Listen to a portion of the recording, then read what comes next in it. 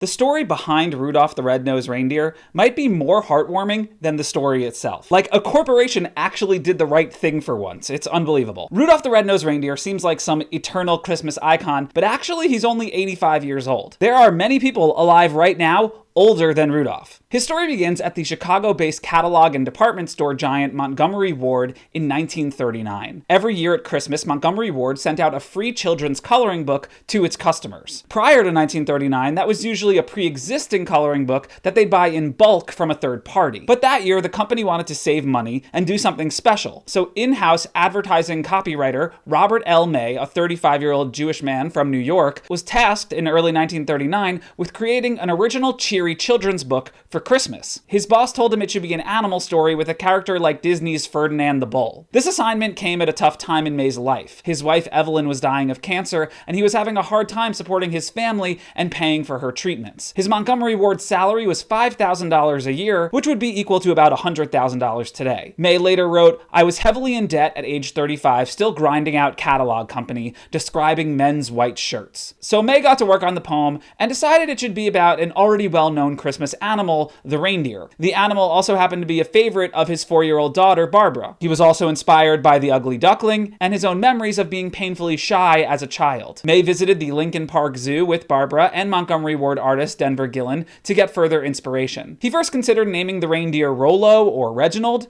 but instead went with Rudolph. When he was first cracking the story, a thick fog from Lake Michigan came across Chicago and blocked the view from his office window. Quote, "Suddenly I had it. A nose, a bright red nose that would shine through the fog like a spotlight." Only problem was a red nose at the time was closely associated with alcoholism, so his bosses initially rejected the idea. But then he asked Denver Gillen to draw Rudolph cuter and more energetic, and that convinced his bosses to let him do the red nose story. May wrote the poem in anapestic tetrameter, the same meter as A Visit from St. Nicholas, aka 'Twas the Night Before Christmas. He said it took him 50 hours total to write the book, working on it in between his regular copywriting duties. May's wife would then die in July 1939, and his boss offered to take the project off his plate, but May persisted and finished Rudolph in late August. The day it was done, quote, "I called Barbara and her grandparents into the living room and read it to them. In their eyes, I could see that the story accomplished what I had hoped." Montgomery Ward published the Rudolph book in time for Christmas 1939. It distributed 2.4 million copies, all for free, and the book became an instant hit. The company would then redistribute the book in 1946, sending out 3.6 million more copies. But remember, Robert May was a salaried employee, so he didn't get anything more than his regular salary for this smash Christmas hit. And he didn't own Rudolph, the company did. So this became an issue in 1946 because RCA Victor approached him about doing a spoken word record of the poem, but he couldn't say yes because Montgomery Ward held the rights to the character. And then a Christmas miracle happened for a nice Jewish boy. Wilbert H. Norton, a Montgomery Ward vice president, encouraged the company's president, Sewell Avery, to just give Robert May the rights to the poem. And so Avery did just that, free and clear, and on January 1st, 1947, Robert May became the rights owner of Rudolph the Red-Nosed Reindeer. May would go on to make a for-sale version of the book, that spoken word 45 record with RCA Victor, plus toys, picture puzzle books, and kid slippers,